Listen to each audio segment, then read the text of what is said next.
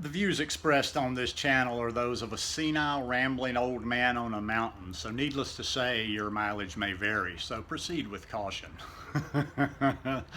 Man, I'm finished up with everything here. I'm probably going to do just a couple of videos. I finished early today, popped into town for a little bit, and I'm back. It's about 3:15, 3:30, and I leave in the morning, and I am done for the day. I'm pretty much done. I'm pretty much packed. Just the few last minute things I have to put in my bag as I walk out the door in the morning right after I get up. So anyhow, as you see from the video, I'm going to explain why I'll never be a fully raw vegan. Now I do videos like this every day or similar to this every day. So if you're not already subscribed to the channel, I'd appreciate if you'd hit that subscribe button now and click on the little bell and check send notifications so you will stay subscribed to the channel. Once again, as a disclaimer, these are just my views that I express. I have no issues with, no problems with. I don't even think about how other people eat. I pretty much just do things my way. And also too, like some of your hardcore, true believer, die-hard raw vegans, don't get offended at this. It's just my thing. If you eat fully raw, more power to you. Gotta love you. I have friends that do. Anyhow, so what is my reason? Why will I never eat raw vegan? First of all, I just kind of wanted to do this video because I had some time. And, you know, whether it's on this channel comments or on social media, from time to time I guess I'll say something or show something that somebody will respond in shock, or they'll ask me, is that raw? And you know, a lot of times when I get like an ingredient like my tahini's not raw. You know, and then they I kind of like almost hear that gasp of like, oh my God, you are not fully raw. And I've never claimed on this channel that I'm fully raw.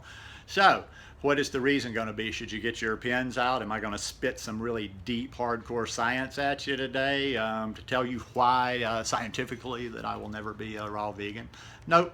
It's just really some simple stuff. It's just what works in my life practically. The reason I won't ever be a fully raw vegan is because it's really just not all that important to me. There you go. It's not all important to me to get that label, to be able to go around saying, oh, I'm fully raw. That just has never appealed to me from the beginning. I've been very, very high raw since the beginning, but I've just never had any desire. It's just never been something that's really interested me to get to fully raw or to be able to say I'm fully raw. Now, as I say that, I will always be very high raw. I'm high raw all the time. It's just, you know what, for convenience sake, you know, as life's moving on, or even just when I'm traveling in the past, I'm just not going to be looking for a raw solution every time I step out the door, you know, especially like if I'm traveling or whatever. Now, a lot of cases, it works out to eat raw. I pretty much imagine I'm going to eat raw all day tomorrow on my trip to the States because I have enough food, you know, to get me started in the morning, get a little fuel on my belly. I should get to Atlanta, be able to get a little bit of orange juice, and then I'll get to Alabama by late tomorrow afternoon. And yeah, so a travel day, it won't be, but that's a short travel day, you know. There's just times, you know, there's times even when I go into the city in San Jose that it's just more convenient to get something cooked. Or maybe I'm just in the mood for something cooked at my vegan restaurant, although I haven't the last couple of trips in there. But yeah, that's just like the main thing. And it's funny that I use never in this video because that's pretty strong. I don't like the words always and never very much. Yeah, the label thing has just never really resonated with me since the beginning. I just have no need to be able to claim that I'm fully raw vegan. And in fact, I'll even go a step further than that. If at some point in the future my thinking should change and I should be of the mind that yes, you have to be fully raw all the time, I would still eat at least one sweet potato a month, just to be obnoxious, just kind of out of spite, not to be fully raw. Then I still couldn't wear the badge. I'll do anything possible not to wear the badge, not to have anybody be able to say like, oh yeah, Jack, he's fully raw. I'm not fully raw.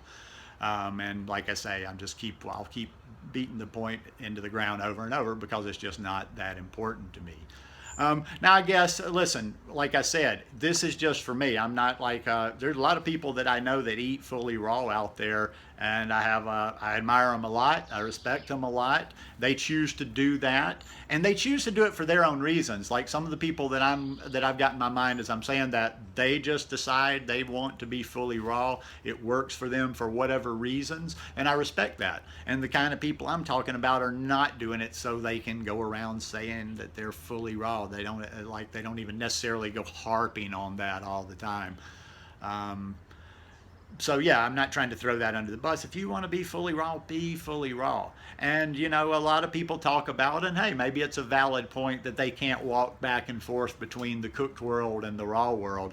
And well, to be honest, I think that's a mind thing. I think that's up here. I don't think there's anything physical behind that. But hey, do what you got to do to stay on your path. That's the biggest thing I will say to you. Hey, some people, if eating cooked food just sets you off into some sort of a tailspin to where you're going to eat nothing but cooked, and even that cooked food will descend into worse and worse cooked food, then by all means stick to the fully raw vegan, if you can stick to fully raw vegan. But don't be, you know, I will throw this out. A lot of it is just my personal beliefs, but I will give some opinion on my advice. I would say, you know, don't throw the cooked under the bus so much, like I've mentioned in previous videos, that you're willing to eat anything raw. In other words, like you make poor raw choices when it might just be better to make a cleaner cooked choice.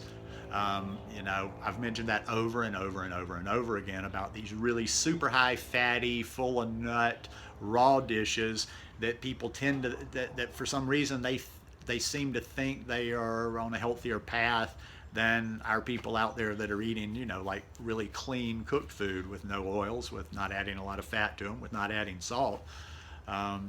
So there you go. But like I say, it's just really a personal thing for me. I think it's always the way I see my life unfolding in the next few years, which nobody really knows. I'm just speculating. I do see some travel in my life. I do see some bouncing around, not necessarily traveling like being on a jet going somewhere all the time, but just, you know, bouncing around, not having a set location where I am all the time. And doing that, it's just a strain on the mind to be thinking, okay, got to be always looking for raw, got to be looking for raw. I mean, when you're traveling on the road and you give yourself some allowances at times, it's so much easier when you can just pop into any place, you know, because there's a lot of restaurants you can always get a baked potato. And like I say, I don't do just regular potatoes on a whole lot. You know, if I'm at a local, like if I'm at my mom's in the States, I'd prefer to eat a sweet potato, just simply because I think a sweet potato has a little bit more nutrition than a white potato. But on the road, or if it's in a situation, I don't have a problem, like, you know, going into a restaurant and ordering just 3 plain baked potatoes with nothing on them. Rice a little bit less so. And like I say, I'm not throwing rice under the bus. I wasn't big on rice before I came to this lifestyle.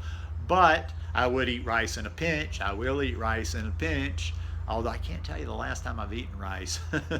If I choose to cook something when I'm in the States, I've eaten quinoa the last few times I've had anything, you know, I've wanted to do something similar to rice.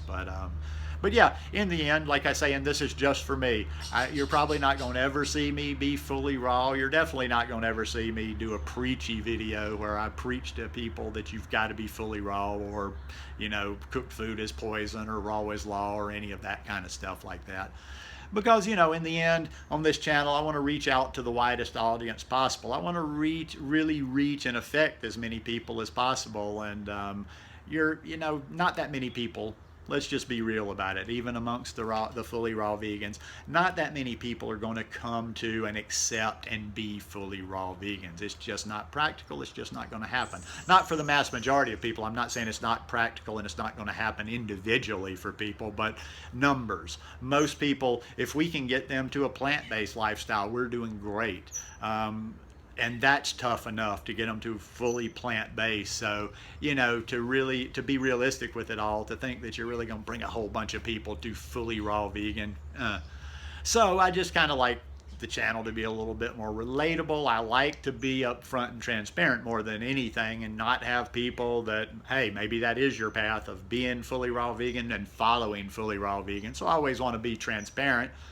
because, you know, I'm coming to find out not everybody, you know, sometimes people are just tuning in my videos for the first time, so they don't know my backstory. They don't know. Then they see me keywording. I do keyword a lot, and a lot of the titles have raw vegan in there because that is the bulk of my lifestyle. I've always hated the numbers too, but I will finish with this. If I had to put a number, just that arbitrary number percentage of what I am raw vegan, I don't know. I don't even know how that number is calculated. If somebody can ever actually give me an actual mathematical formula, I'd really appreciate it. But if I had to just guesstimate, I would say 95% or better. And that is good enough for me, and that's what I'm going to continue to do. So anyhow, hope you guys enjoyed this video. If you like it, please give me a thumbs up, and I will see you again tomorrow. Peace.